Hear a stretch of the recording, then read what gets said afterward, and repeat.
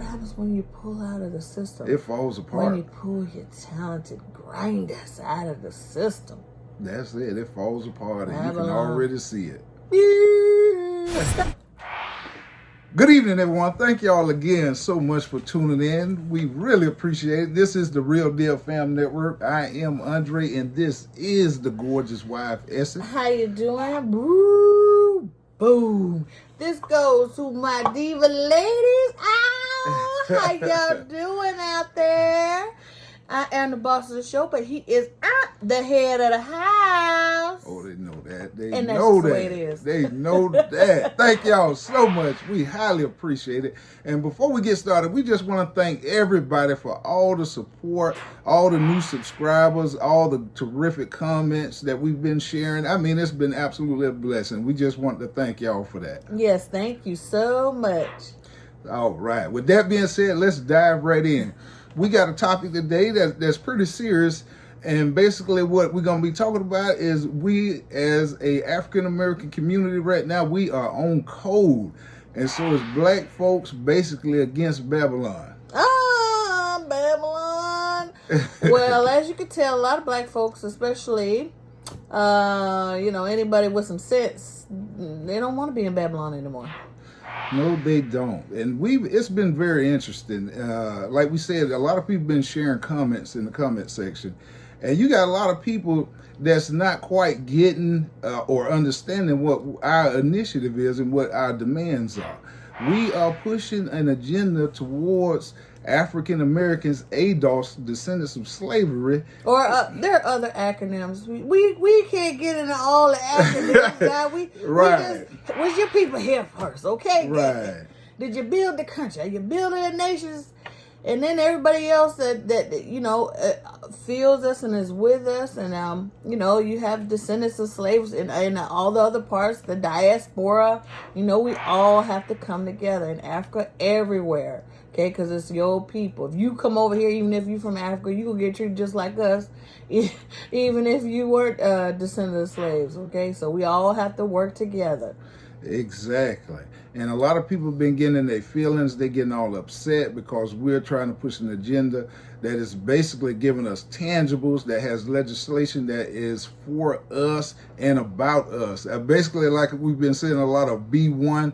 And for those that don't understand, wife keep like, what's that? That's black first, all day, every day.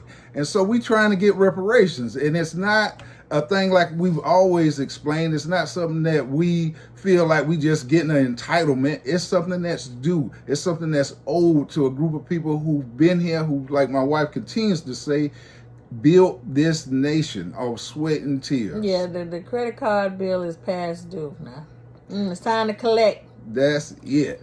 So like we say, we ain't trying to get in a debate with anybody. It's plain and simple. If you're seeking our vote, Kamala Harris, Joe Biden, Donald Trump, we don't really care. We're not really a part of the system anyway. What happens if they get your vote and they don't agree to anything, and then after the election they win? Well, you right back where you started from. We saw an interview with Ice Cube the other day. A lot of people kind of flip-flopping on how they feel about that. He's a celebrity, so you don't really know what side he's checking for. But yeah, he sounded good. Right. The information was pretty accurate when he said that the Democrats, they're not even promising anything, and they just continue to tell you, we want that vote. We need the vote. And Ice Cube said, what are we supposed to do after the vote? Mm-hmm. Once we give you the vote, what are you going to do then? We in the same situation we were prior to voting. Why we always got to give up stuff for free? Why y'all can't give the stuff for free? Why y'all can't pay your tab? I thought white folks was good on credit and they did pay their bills. Well, at this point, and everybody knows it's a little bit deeper than just that. It cuts deep. But at the core of the issue is that we need reparations. It's time for our people to start living the life that we deserve.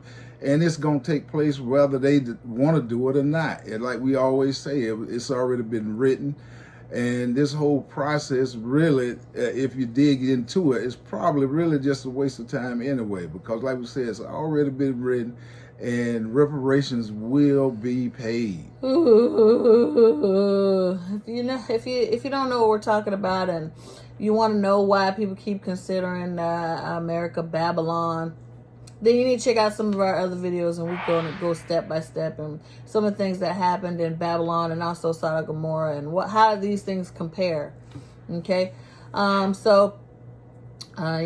a new push for African Americans and the diaspora, okay, to come out of Babylon. God calls for you to come out of her, and so other countries are poaching African Americans and all the other diaspora, all over the world to come out of her. So they ain't paying their bills, and you got somebody else that's checking for you. So what you gonna do?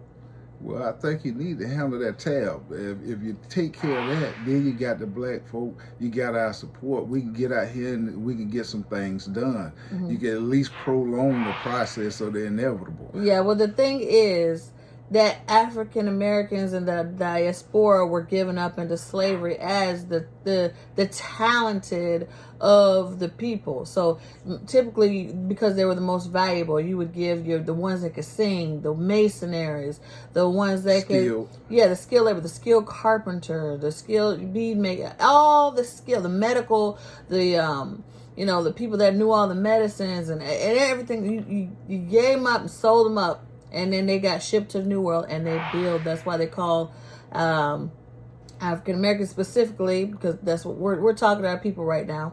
The builder of nations. Okay, and so when the railroads need to be built, they always say it's the Chinese, but African Americans built that. African Americans built the country. African Americans went down to the Panama Canal when the natives got sick and died off. They built the African Americans. They call African Americans to go in and help with the gold rush. Okay, when there was a shortage of labor, African Americans built the country. We are builders of nations. Well, one thing you know for sure is that they are pretty attuned to history. They know the history very well. They know what we've done for this country. They know the role that we've played in the building this country. I just think at this point, they just refuse to acknowledge it in terms of something tangible and in terms of reparations.